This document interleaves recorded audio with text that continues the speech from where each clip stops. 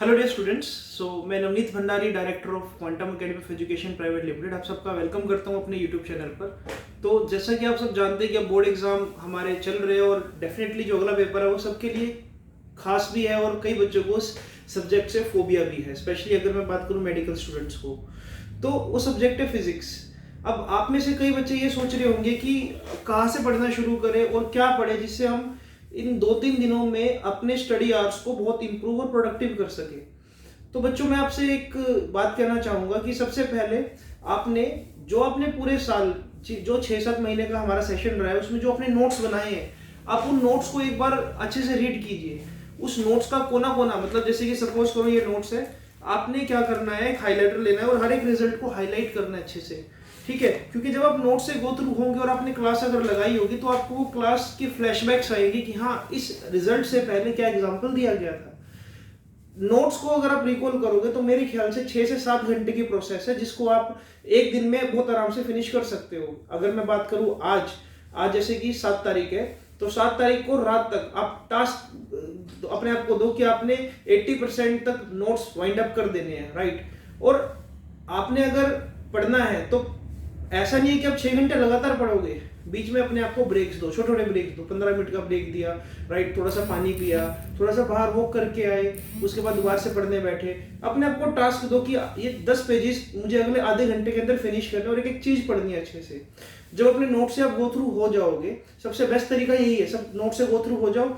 अगर आपने formula list बना रखी है पहले तो बहुत अच्छी बात है, अगर नहीं बना रखी तो नोट्स पढ़ने के बाद 6-7 वाइट पेजेस लो और नोट्स में से जो इंपॉर्टेंट कंटेंट आपको याद आता जा रहा है वो लिखना स्टार्ट कीजिए। इस तरह से आपकी एक फॉर्मूला लिस्ट तैयार हो जाएगी और उसके बाद आप ये चेक कीजिए कि कौन सा फॉर्मूला है जो आपके माइंड में नहीं आया, क्योंकि हो सकता है एग्जाम टाइम में भी वो आपके माइंड में ना आए, क्योंकि वो आप अगर अभी रिकॉल नहीं कर पा रहे हो तो हो सकता है कि आउट ऑफ माइंड चला जाए आपके, तो इसलिए उसको भी से पक्का कर लो।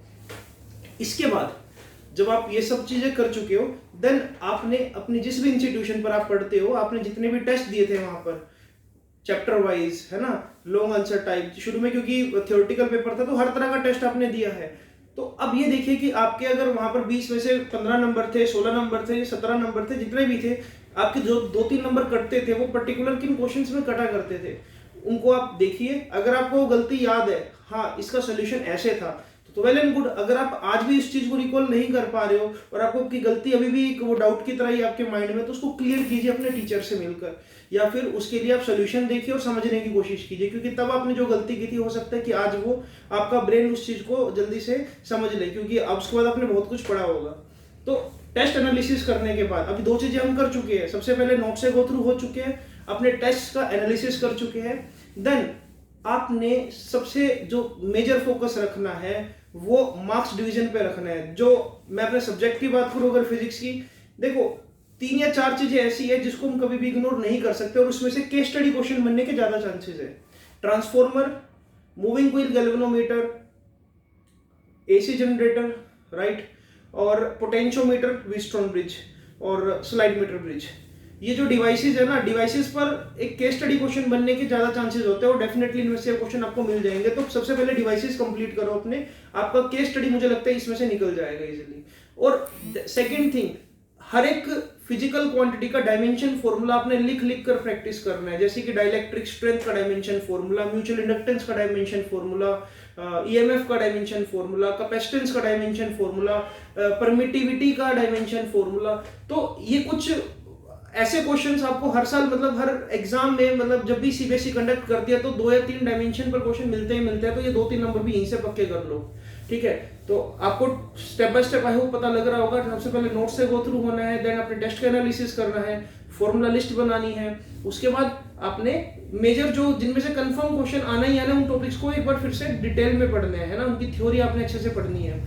जब ये सब आप कर लोगे तब आप ये देखो कि असर्शन रीजन में हमको कहाँ पर गड़बड़ हो रही है, क्योंकि जैसा कि मैंने पर्सनली ऑब्जर्व किया है फुल सिलेबस टेस्ट लेने के बाद, जो बच्चा 1-2 नंबर कटवा रहा है तो ज्यादातर वो असर्शन और रीजन में अपने क्वेश्चंस मतलब गलत कर रहा है। तो असर्शन रीजन में सबसे बड़ी कंफ्यूजन होती है ए और बी ऑप्शन में। असर्शन और रीजन दोनों सही होते हैं, लेकिन रीजन क्या असर्शन का सही एक्सप्लेनेशन है या नहीं, बच्चा यहाँ पर जजमेंट नहीं कर पाता। इसके लिए बेटर ये होगा कि आप कोई किताब खरीदिए या फिर आप वेबसाइट से सीबीएसई की क्वेश्चन बैंक डाउनलोड कर सकते हो, केवीपीवाई से क्वेश्चन बैंक डाउनलोड कर सकते हो, और कोशिश करो कि पर्टिकुलर असर्शन रीजन कम से कम 15-15 तो हर एक चैप्टर के आप निपटा दो। उससे क्या होगा कि आपका असर्शन रीजन जो अगर देखा हुआ कोई आ जाएगा तो आपको आंसर भी याद रहेगा, और ऑब्वियसली प्रैक्टिस करोगे तो स्कोर तो अच्छा ही जाएगा। ये सब करने के बाद अगर आप इन सब चीजों को 7-8 इन 2 दिनों में खत्म कर पाते हो तो आपके पास आती है 9 तारीख, और 10 तारीख को आपका फिजिक्स का एग्जाम है। अब 9 तारीख को आपने क्या करना है, सुबह सुबह अर्ली मॉर्निंग में सुबह 10 बजे से पहले एक सैंपल पेपर अटेम्प्ट करो। आप एक 35 नंबर का कोई सैंपल पेपर अटेम्प्ट करो और ये चेक करो कि आपको अब क्वेश्चंस को करने में कोई ज़्यादा डिफिकल्टी फील तो नहीं हो रही है, आपकी क्या accuracy up to the mark है, या फिर आप अभी भी फॉर्मूला भूल तो नहीं रहे हो। अगर आप अभी भी फॉर्मूला भूल रहे हो तो कहीं ना कहीं आपने डिसऑनेस्टी दिखाई है अपने साथ, या तो फॉर्मूला लिस्ट आपने ढंग से नहीं बनाई, या फिर आपको अभी भी फॉर्मूला याद नहीं आ रहे, तो इसके लिए कहीं ना कहीं आप खुद जिम्मेदार हो। कुछ भी हो जाए लेकिन हमने फिजिक्स के पेपर में कभी कोई फॉर्मूला नहीं भूलना है। मेक श्योर कि 7 और 8 तारीख को आप इस चीज में मास्टरी हासिल कर लो कि फॉर्मूला तो आपके टिप्स पर हो, राइट। और अगर फॉर्मूला टिप्स पर है तो डायमेंशन भी अपने आप प्रिपेयर हो जाएगा। 9 तारीख को आपने एक पेपर अटेम्प्ट करके यही चेक करना है कि आप कहाँ पर अपने आप को देख रहे हो, इस पेपर में आपको कितना कॉन्फिडेंस फील हो रहा है कि आप क्वेश्चंस को कर पा रहे हो कि नहीं कर पा रहे हो, राइट। तो वो पेपर आपको एक आंखें खोल देगा, और आपके पास फिर 10 बजे के बाद एक पूरा दिन होगा, 9 तारीख का दोपहर, 9 तारीख की शाम, और इवन तक की 10 तारीख पेपर वाले दिन की मॉर्निंग। तो इन 3 सेशन में आप उन गलतियों को इंप्रूव कर सकते हो, क्योंकि आपको पता लग चुका होगा कि अभी भी कहीं ना कहीं यहाँ पर मुझे प्रॉब्लम आ रही है। ठीक है, अगेन इस वीडियो को एंड करते वक्त मैं एक और बात बोलूंगा, हमने ज्यादातर फोकस करना है असर्शन रीजन पर। केस स्टडी तो मैंने आपको बता दिया कि 5-7 ये बड़े बड़े टॉपिक्स हैं, इनमें से बन जाते हैं। एडी करंट्स भी इसमें आप काउंट कर सकते हो।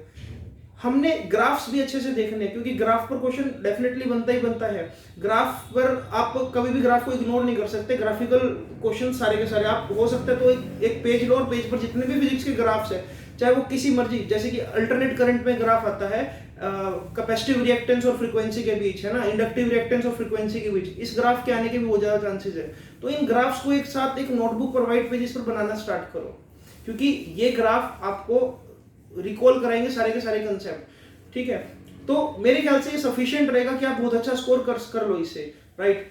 जो इंटेलिजेंट बच्चा है, जो जिसको सिर्फ एक ही जिसका टारगेट है कि उसने 35 आउट ऑफ 35 स्कोर करना है, तो इन सब प्रोसेस के बीच में एक बार फिर से मैं ये बोलूंगा कि एनसीईआरटी सोल्व कर लेना, राइट। आप अगर इंटेलिजेंट हो, अगर आप क्लास में अब तक टॉप करते हो, तो आपने एनसीईआरटी एक ना एक बार जरूर सोल्व की होगी, लेकिन हाँ, एग्जाम से पहले फिर से मैं एक बार सजेशन दूंगा कि एनसीईआरटी के क्वेश्चन से गो थ्रू जरूर हो जाना, राइट।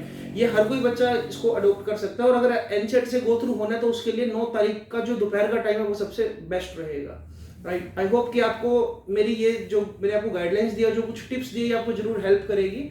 तो 5-7 मिनट की क्लिप है, इसको जरूर सुनना, और अगर आपको अच्छा लगे तो आप इसको शेयर करो अपने दोस्तों के साथ। हो सकता है कि उनको थोड़ा सा गाइडेंस मिल जाए कि किस तरह से हमने पढ़ना है, राइट। तो कहीं भी अगर आपको कोई डाउट हो तो आप मुझे पर्सनली भी कांटेक्ट कर सकते हैं, right. Quantum Academy of Education Private limited, Karnal, sector 14। तो इसी के साथ मैं आपको ऑल द बेस्ट बोलता हूँ। अपनी तैयारी में जुट जाओ, 2-3 महीने बिल्कुल डिस्ट्रैक्ट मत होना, सोशल मीडिया को अवॉइड करो, और डेफिनेटली मुझे पूरी उम्मीद है कि आपका पेपर जो होगा फिजिक्स का बहुत बढ़िया होगा।